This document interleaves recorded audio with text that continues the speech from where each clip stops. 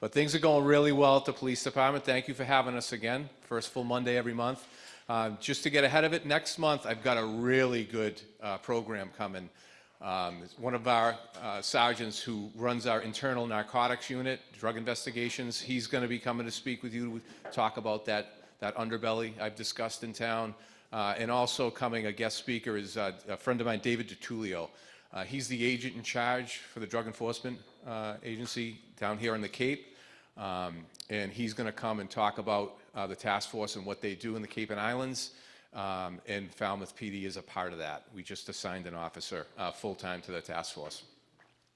So some exciting things have happened in the last few days. One, kind of sad but happy, is if you know Sean Doyle, Lieutenant Doyle, he retired Friday after 35 years of total service to the town of Falmouth. An absolute salt-of-the-earth person, highest integrity, just a very hard worker, really loved and respected by the entire staff. So it's a sad day for us, but a happy day for him as he ventures off now into his next chapter.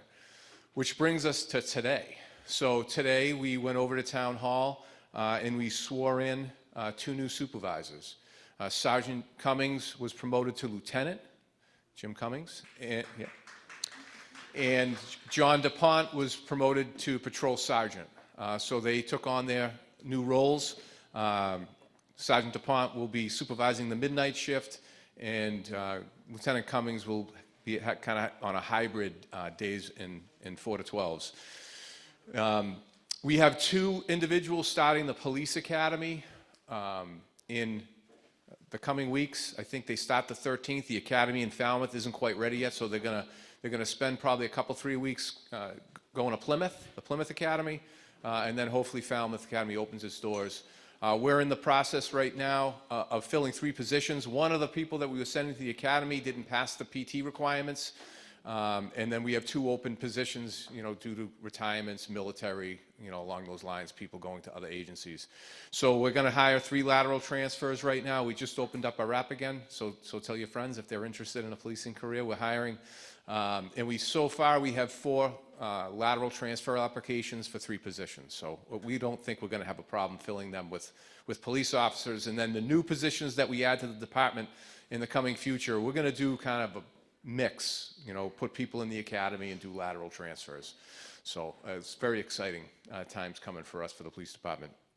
I brought Captain DeCosta with us today, and we're going to assist our brothers on Team Red. We're going to talk about emergency preparedness and then answer any questions that you have today. Again, thank you for coming.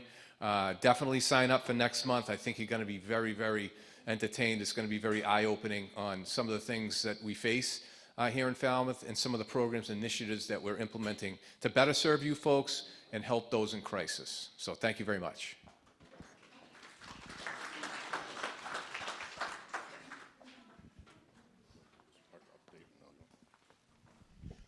Good morning. My name is Boyd Demello. I'm a fire inspector with the fire department for the last few years anyways. I'm here with Lieutenant O'Malley, who Lieutenant O'Malley will be addressing the emergency preparedness end of our talk today.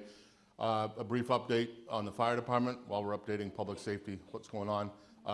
First of all, Chief Smith had planned to be here today. Unfortunately, he is over in Mashpee. They have a second alarm structure fire over in Mashpee, so he's over there lending his support along with our engine company out of East Falmouth. So that's where he is.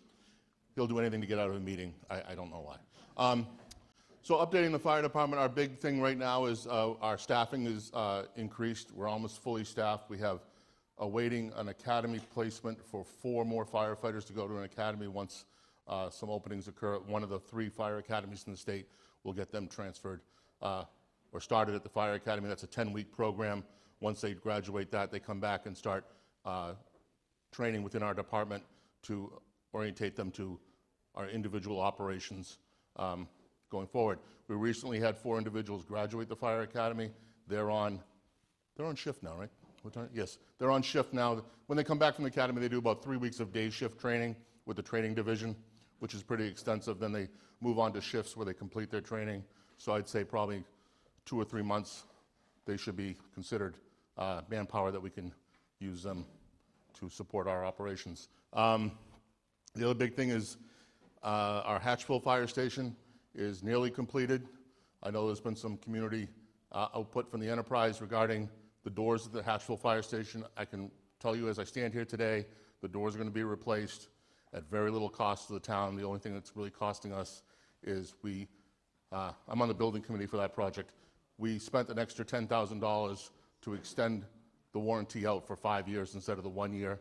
We thought that was prudent going forward with the new doors, but the contractor's covering the cost of replacing those doors. According to the town manager, it'll probably be sometime in the spring before we start opening the station, getting our manpower up to speed. We have these guys that are training now. And we can use the station without those doors being operational. This week or next week, they're going to secure those doors so they don't open at all, and we'll run out the back side of the station. It's a drive-through bay, so it's not a big deal. Otherwise, the station is pretty much completed. We're under budget on the project, which is nice, and that's where we are right now with the fire department. Any questions on that before Lieutenant O'Malley? Excellent.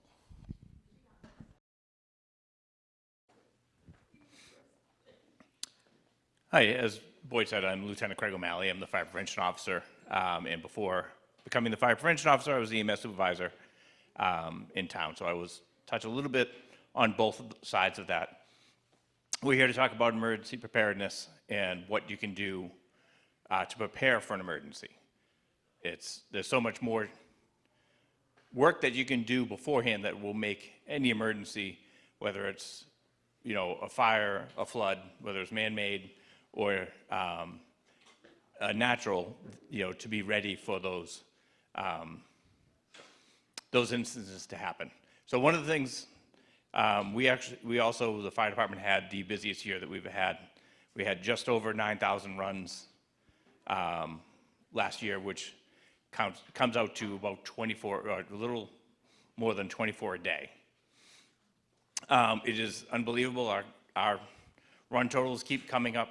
When I first started, it was a huge news when we hit 5,000 calls. And now, I said, we're almost double that. So we are busier than we have ever been.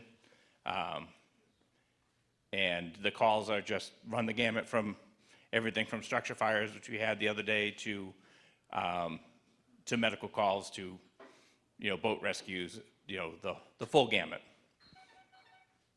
That was a convenient reminder.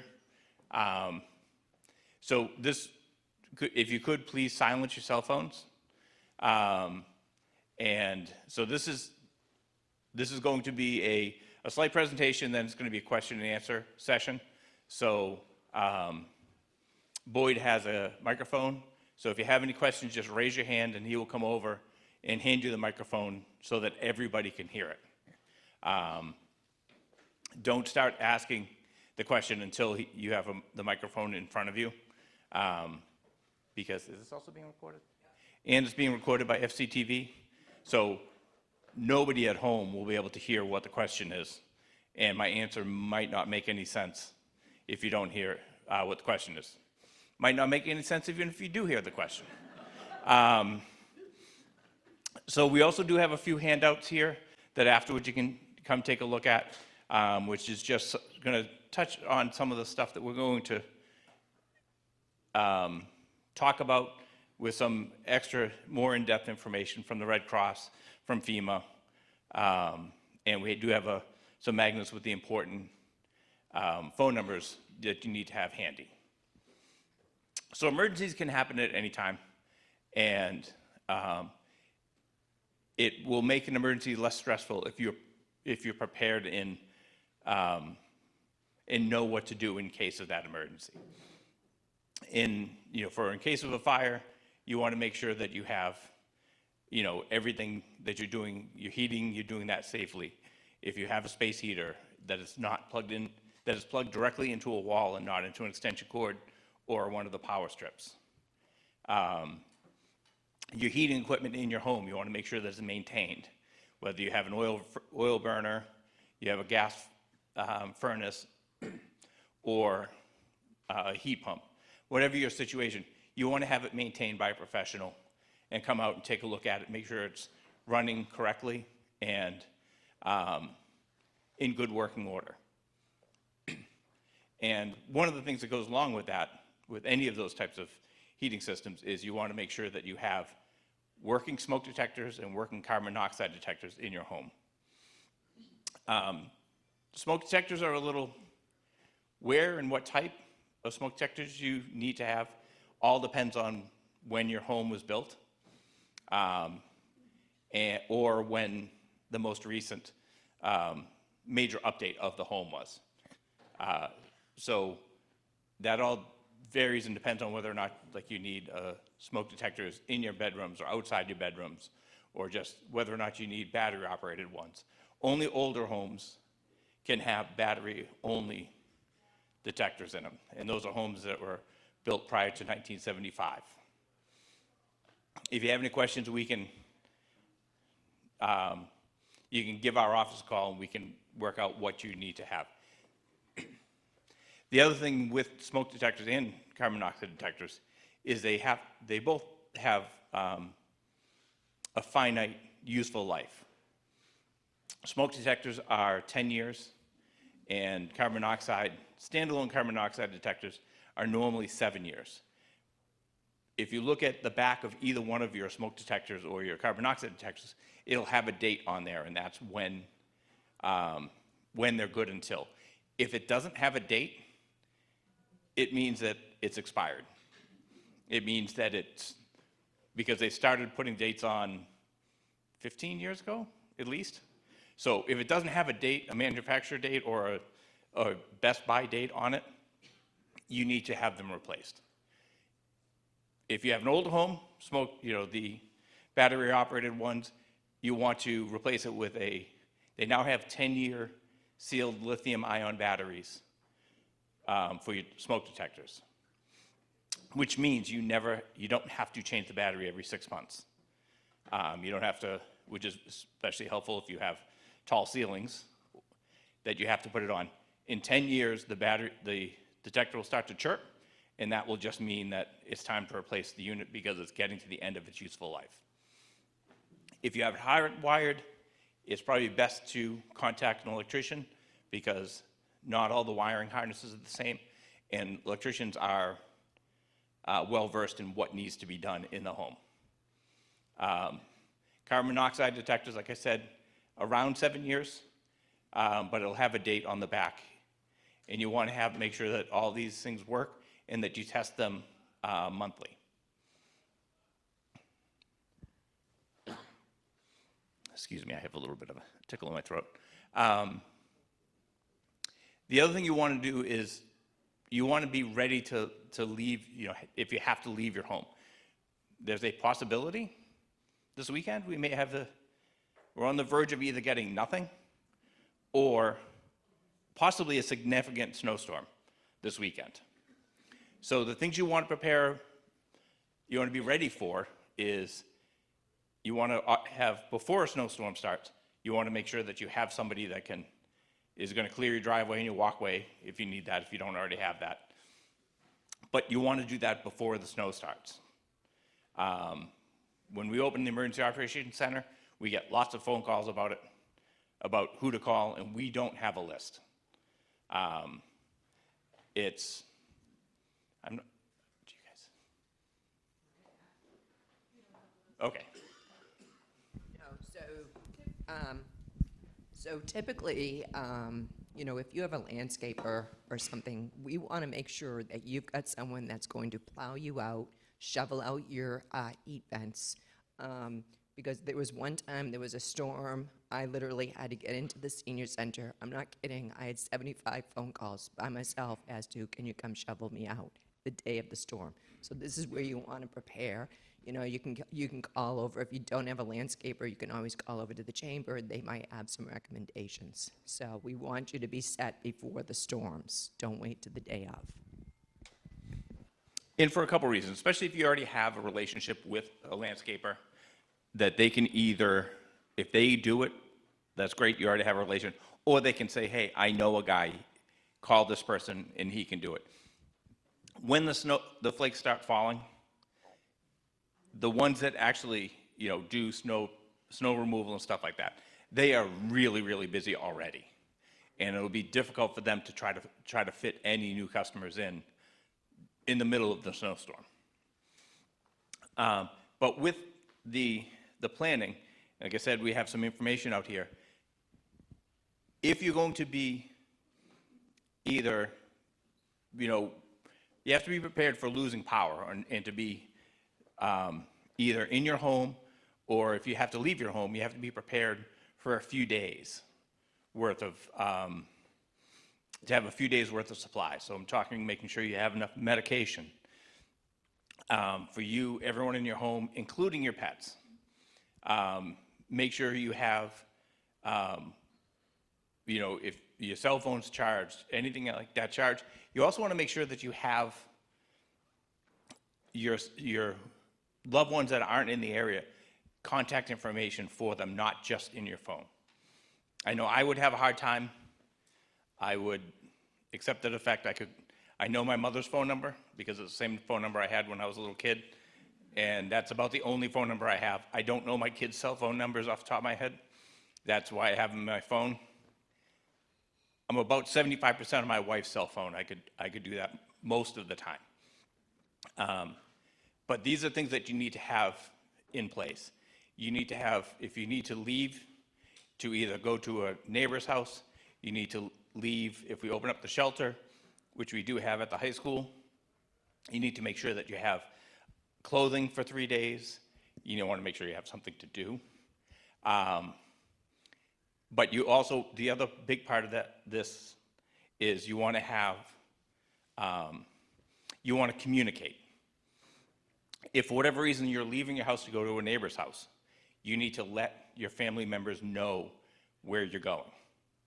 The amount of time that we spend between answering in winter storms, answering about snow removal. The other big thing we end up doing is trying to find residents because their loved ones that live off Cape, out of state, can't get in touch with their loved one here in town.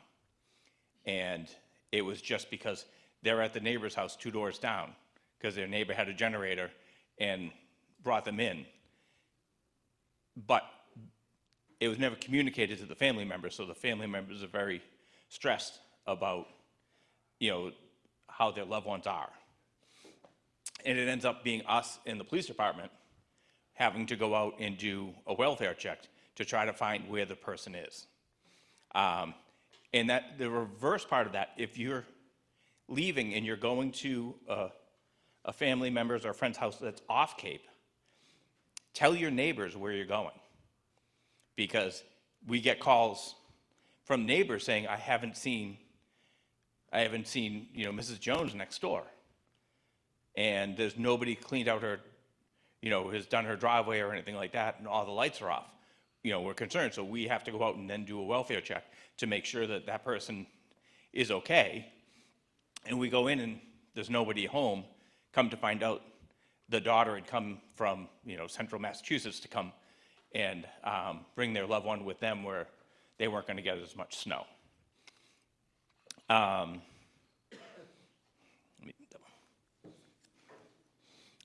And again, when we're talking about, in case we have to open anytime that you have to leave your house for an emergency, there is a whole checklist here.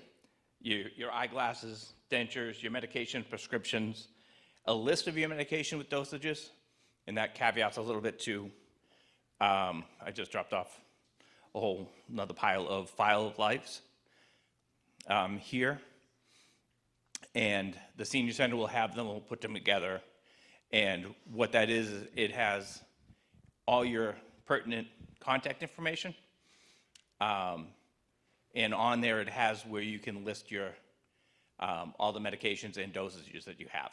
But you also, if you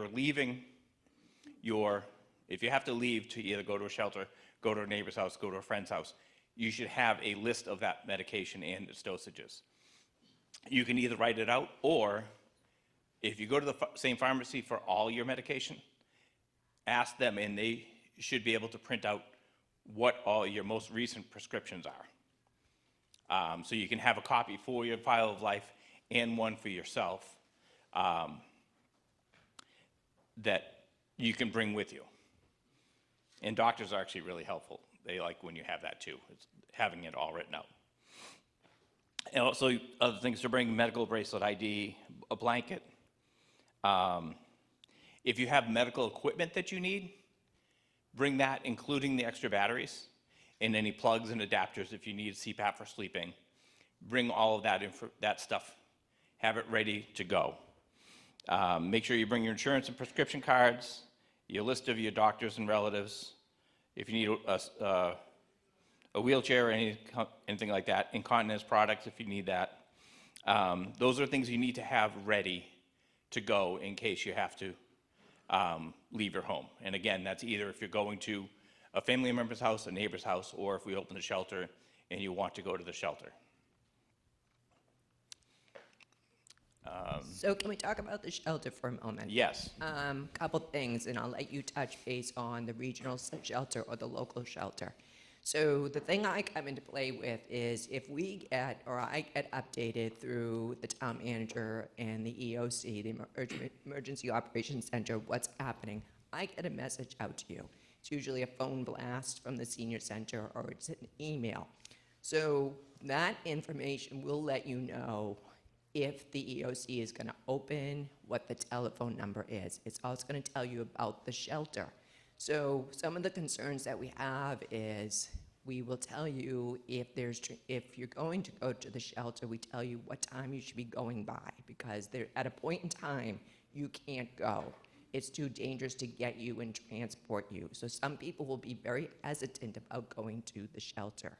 When in doubt, get yourself ready and go to the shelter. You'd rather be safe and with someone versus losing power and be gone for a couple days without power.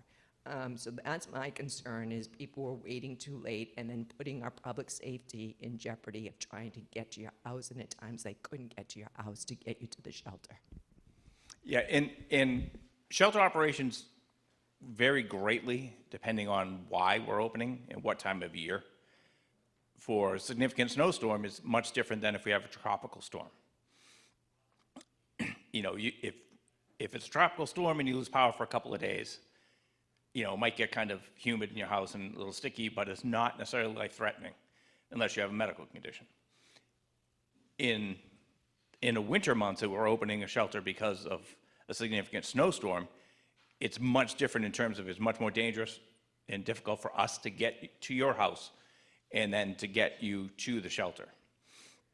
And every time that we've opened the shelter and for a winter storm, people, as Joe was saying, just waited too long. They were waiting until it got dark, and then they're like, okay, the power's not back on. We need to, you know, I need to leave and go to the shelter. And we get inundated with requests to try to get people to the shelter, and it's much more difficult for us to be able to try to get all the people to the shelter in a timely manner at night, you know, after dark, when it gets much colder. So if you think you might need to go, you need to go before it gets dark is the easiest way. And if you can make your way to the shelter, that is fantastic. If you can't, we will arrange transportation one way or the other. So the Cape has 6 shelters pre-designated, and we happen to have one of them in town, which is Falmouth High School, in the cafeteria downstairs. We have pre-positioned supplies there. We have cots, we have very thin blankets, very thin pillows.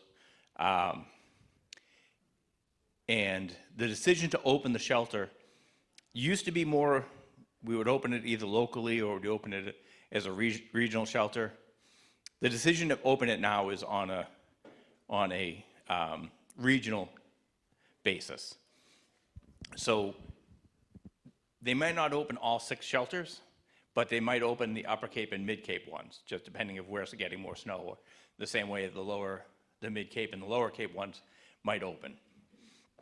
But the shelter is, like I said, we're lucky enough to have it in town. It gets staffed by our CERT volunteers, which is Community Emergency Response Team, and also people from the Red Cross and other agencies, AmeriCorps. They come down and they provide shelter operations.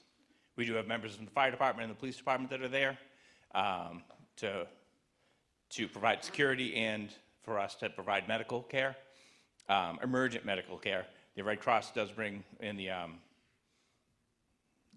Medical Emergency Reserve Corps. They bring nurses and medical aides to the location to assist in that. The shelter is pet friendly. We also have the Cape Cod Dart, I think it is their name, who come in and they will take care of the animals. The animals are not commingled with all the people for numerous reasons. They are in the shelter, in the building, and all that, but they are kept into a separate area that you can go visit, but they're just not dogs and cats running around.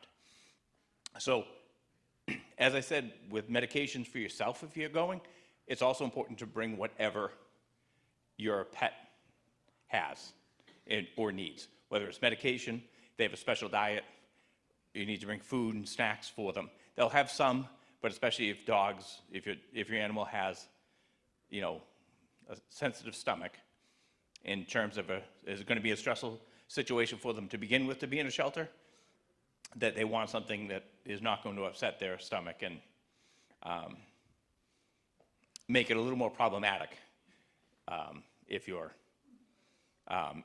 they're in the shelter. Okay. One quick thing on, we touched on power outage and planning ahead and preparing for a power outage. And the summer, as Lieutenant O'Malley stated, power being out isn't quite as critical unless you have medical conditions as it would be for the winter. One thing you have to remember about power restoration, this actually applies to snow plowing as well. Eversource, when tasked with power outages in the area, they've done a great job over the last few years of supplementing or increasing their response to emergencies here in the Cape. They will pre-stage equipment here. Some of you may have seen it. They use the Walmart parking lot quite often. It's like Eversource City sets up there. They feed them. They do everything they have. They bring in all sorts of extra equipment they may need down there. In order to restore power, the Eversource will start working on what we call critical infrastructure first and restoring that, and then they work their way out. They work their way out, when we have trees down and roads blocked, obviously they have to get cleared because you can't get the equipment down there. That falls into two different categories. Is the tree down with wires in it, or is just the tree down? If the tree's down, our local DPW, the tree crew, the highway division have great resources to clear the trees out. If there's any sort of wires involved in it, the Eversource subcontractor, whoever that tree company may be, along with Eversource personnel, have to clear the wiring out of the tree prior to accessing the area. So it's a little bit of a juggling act when it comes to it, but you got to remember, they want to restore power to everyone as quick as possible, but it starts with critical infrastructure, then works their way out. Same thing with snow plowing. Department of Public Works has plenty of plows. They do a great job clearing the roads. They assist us in the police department. If we're going to an emergency, we have the ability in the Emergency Operations Center to call them up and say, hey, can we get a couple plows over to Main Street? We have to clear something out. Same thing with them. They start clearing the critical roads first, and then they work their way out to the side streets. It's just the way it works. So they want to get it done fast, but I think what we're asking is also have a little bit of patience too. Sometimes we know you want your power back, we know you want the road plowed out, but there's a way they do it. It might not suit your needs as well as what the whole town does, but it's a town-wide operation to get it done. I just wanted to add a couple of things. I think it was great that it was brought up, the statistics with the fire department. So I wanted to share some with the police department. Then I wanted to talk about emergency preparedness, what we do as a police department with all our major incidents. And I'm bringing that up because of what happened in New Orleans. to show what we do at special events to try to ensure that that doesn't happen, because a terrorist incident could happen anywhere. So in 2024, your police department made 446 arrests.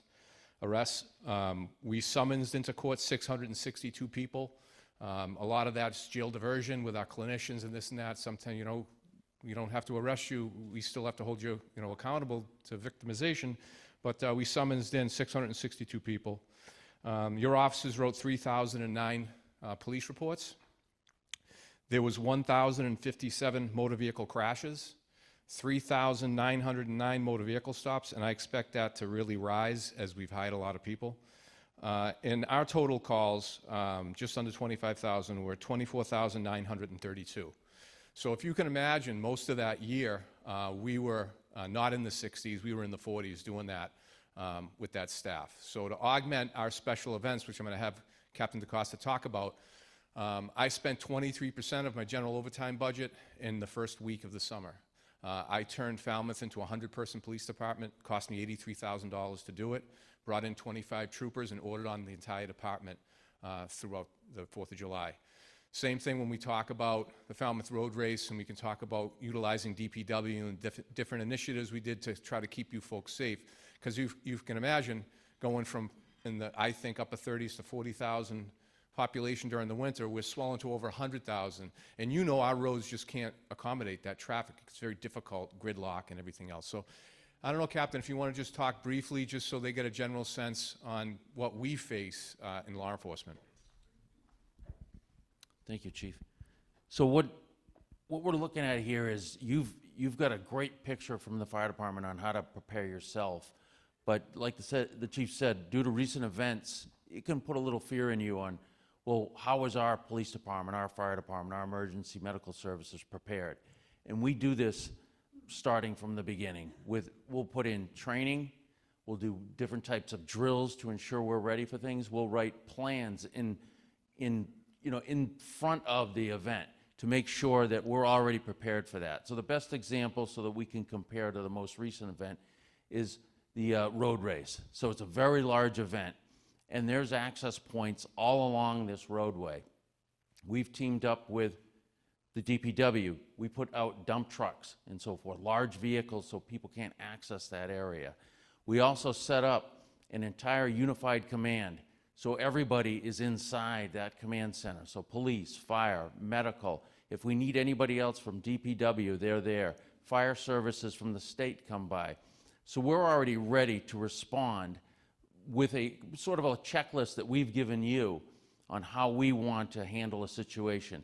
We're not going to be able to be prepared for every situation, but through our years of experience, we've learned that certain things can occur during an event like that. Like Chief said, the roads are going to be crowded. We know that, so we plan out certain ways to get out. That's probably an easy one, that traffic flow to get out. But what would we do if something happened down in the main area, like at the Boston Marathon, at that finish line? How would we handle that? So we do have some tactical things that we don't necessarily discuss, but I can tell you that we do prepare for that. Along the course, there's volunteers, there's police officers, there's EMS. They're all ready to go. When an event occurs, it goes up through the unified command, and we ensure that a response occurs into that area. So while we do this, we also use these same techniques for natural disasters and weather events, like a snowstorm or a hurricane. So we're already prepared for that.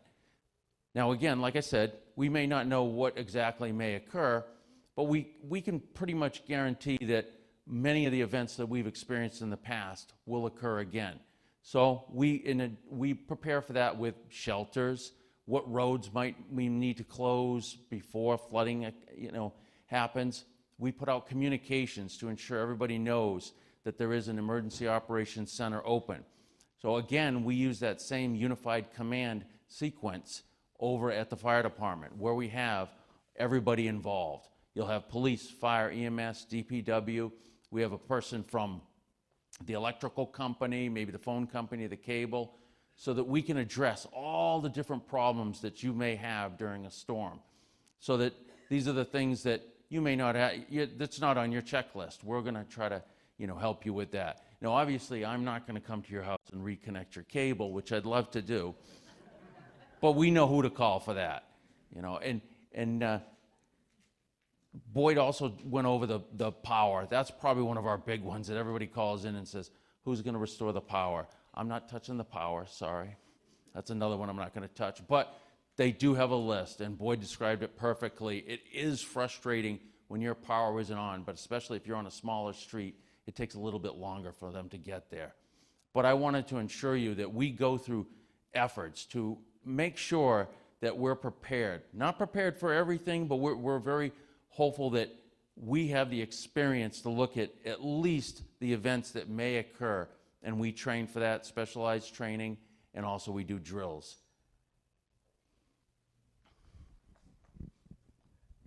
And just to kind of elaborate a little bit, so when I took over, I had a lot of experience in special weapons and tactics and different things, and I was actually president of CEMLEC, Central Massachusetts Law Enforcement Council, which has a SWAT team, a drone unit. And you know, when the Boston Marathon happened, I would be in the bunker in Framingham until that last runner left Hopkinton, and I was the first chief that got to leave. You know, everyone else had to stay till the runners got through their communities, respective communities. But we do have drones up for security. We do have special weapon and tactics people. I remember the road race people saying, well, you know, who are they, where are they? And they said, well, you don't need to know that, but they're there. You won't see them. Hopkinton loved us there, but didn't want us to be seen unless we needed to be. So you won't see us, but we're there and we're ready. God forbid something happens at the starting line during the race, or especially at the finish line when you have all those people down there. So it's really, it's great to work with this team. I know that when the select board affirmed me in early June, I stayed overnight in Falmouth, and I went to the 4th of July meeting, which actually you were the point of contact for that meeting, and I was extremely impressed. It's a multi-page special operations plan that takes a lot into account. God forbid something terrible happens.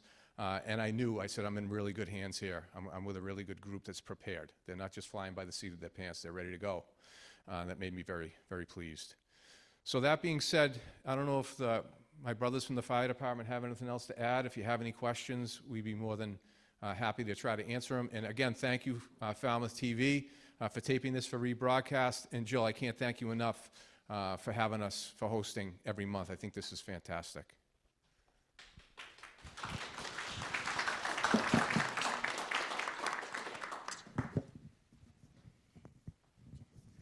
Thank you very, very much. It's very interesting. We got a lot out of it. My question, I think, is related to what we're doing here. What can you say about an automobile fire extinguisher? Where do you recommend it to begin with? Number two, what kind? ABC? And where would be a good place to store it? Thank you. Well, the difficulty with automobile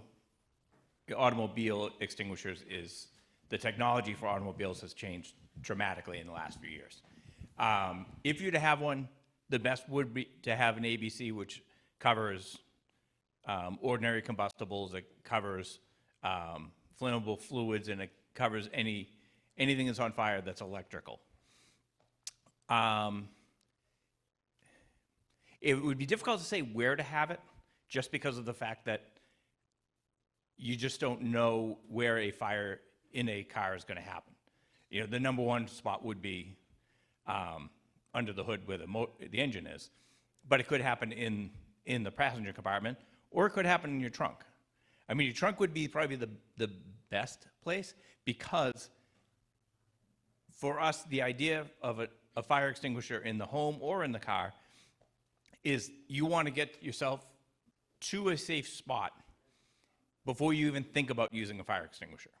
If you have a fire extinguisher in your home, we want it by the exit, because we want you to get to the exit and think, well, if I grab the extinguisher, I might be able to, to slow the fire down, but I'm at the exit, and if this doesn't work, I can just go outside. The same thing would be for your car. If you had one in the car, in your trunk, you're out of the vehicle at that point. And if you're in a safe area, if you think you can use it, you can try it. If not, you're outside of the vehicle and you can just get away from it. Unless it's the very smallest electrical fire under the hood, anytime your car catches fire, your insurance company is going to total it. That's just, if there's any fire, any like really visible fire, your car is going to be totaled. That's just the way the insurance company works. Because that small fire in one little area could damage not just the components right near it, but because it's so many, there are dozens of computers inside of your car.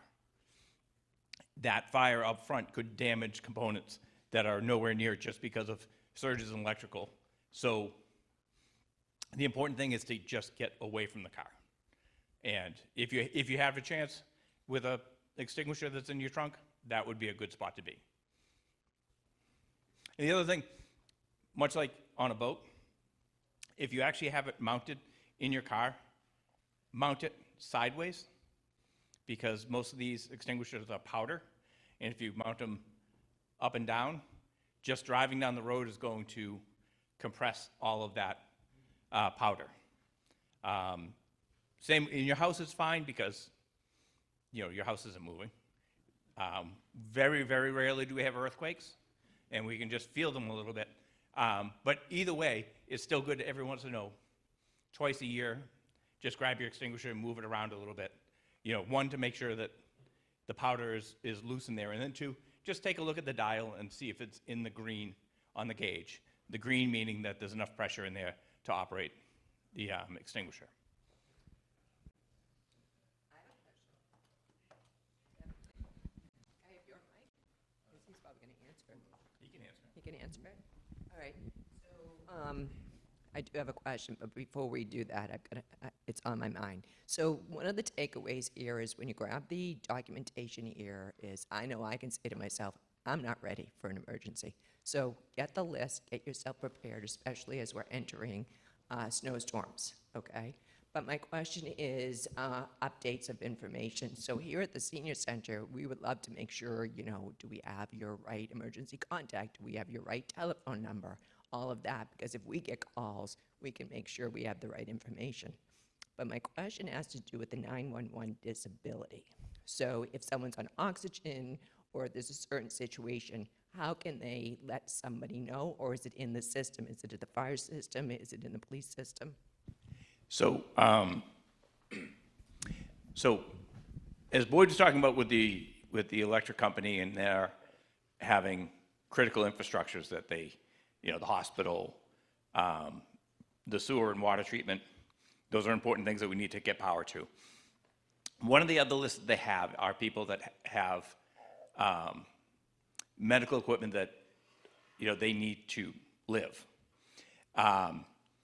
And to be put on that list, you need to get documentation from your doctor, which has to be renewed every single year. And then you can reach out to the non-emergency line for the communications department division, because police and fire share a dispatch center, which is right next door. But they are the keepers of that list. And that list then goes to the power company. That list gets distributed via dispatch. The other way is you can contact your cell provider also, because they can provide you an avenue to get that information into the 911 system as well. The 911 database is not managed locally, it's managed statewide by the State Telecommunications Board, but they work closely with Verizon or AT&T or whoever now. Copper lines home phones are almost becoming a thing of the past, so everyone has a cell phone. So you can also reach out to your cell phone provider and find out how they can get that information into their system as well. So. But it does involve that your doctor has to sign something to say that, yes, you are prescribed an oxygen machine that needs power to it. Again, they will put you on it, that will raise you higher on the list. It's not going to be, the first priority. And again, with preparedness, when we're talking about storms, especially if it's oxygen related, as the storm's coming, if you require oxygen, you should contact your oxygen distributor to ensure that you have extra tanks that allow you to get through, a short amount of time without power. Because anyway, I mean, even if you're on this list that puts you at a higher priority, it is still going to take time, because the power company can't just flick a switch and turn everything on if there are 15 different places that have breaks in it, or because of when the power went out that it knocked out multiple transformers, they have to repair those before they can get to the smaller sections. They will put you on the priority, like I said, it put you on a priority list, but it's not going to be instantaneous.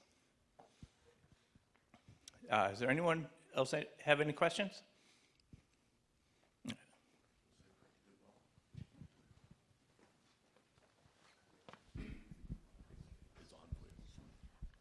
Quick question on those fire blankets that have been advertised all over the place. Are they any good? They have been advertised everywhere, and from what I understand, they were also a very popular Christmas gift.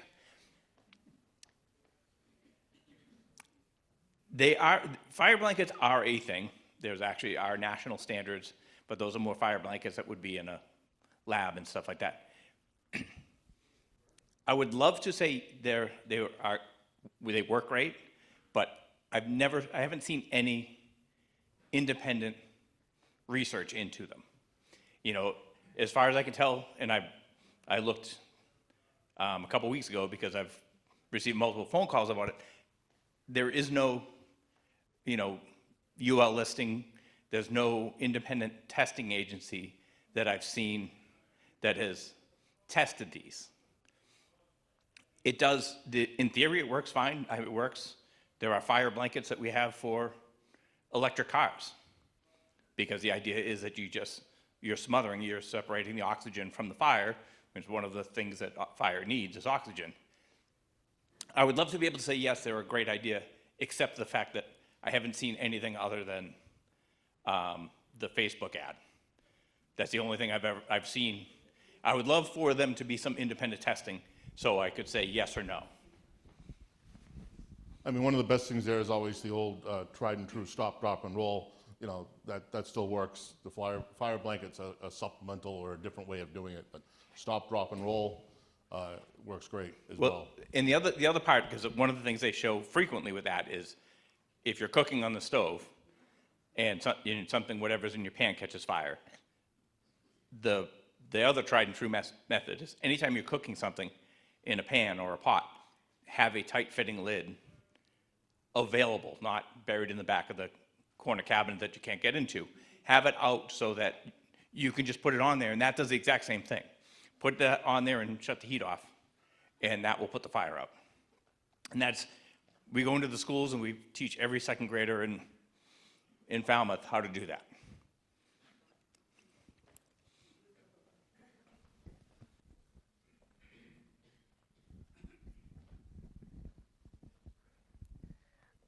I noticed on the fire department website that you have the CPR course in February. It's kind of hard to sign up for. Is it still available? Is that it does? Yes, we do offer a CPR course once a month, not counting July and August. June, July, and August? Not counting the summer months. And but it's a very limited. It's run by volunteers, that some of which have been doing it since the mid-'70s.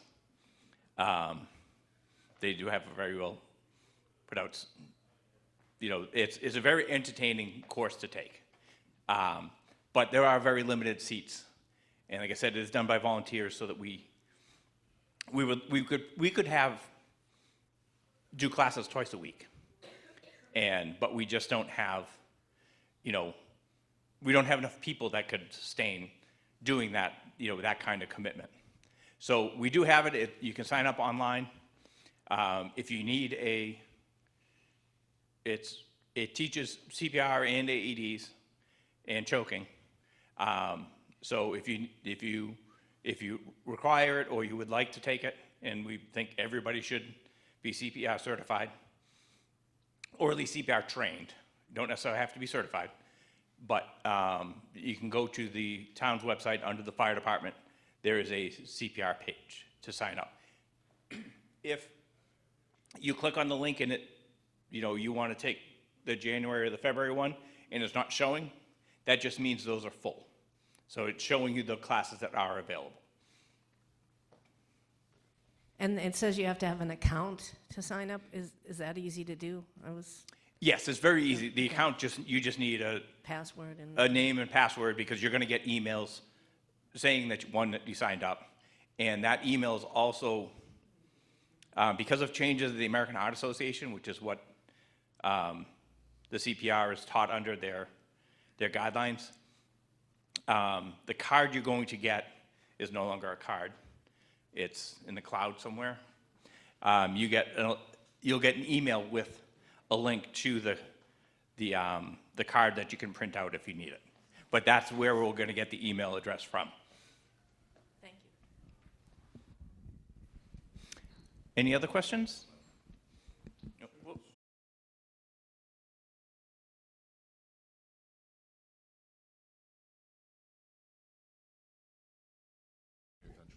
Should we attempt CPR without training?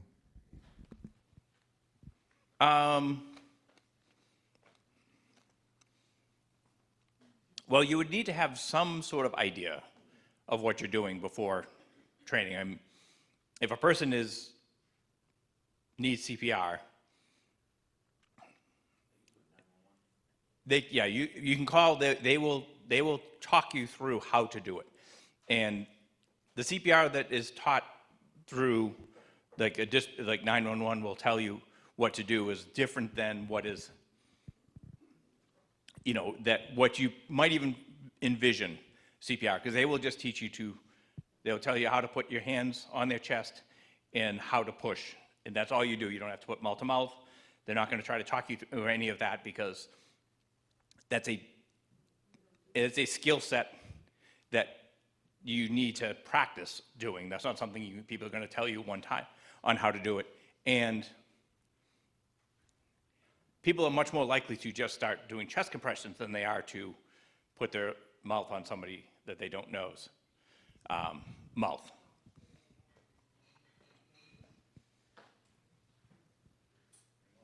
Any other questions? So thank you guys, all of you. And please,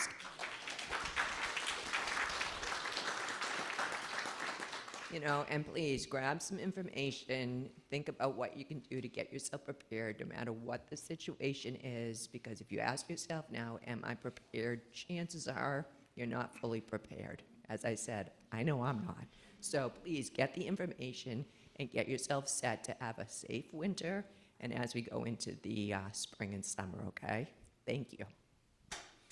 Thank you. Have a good day.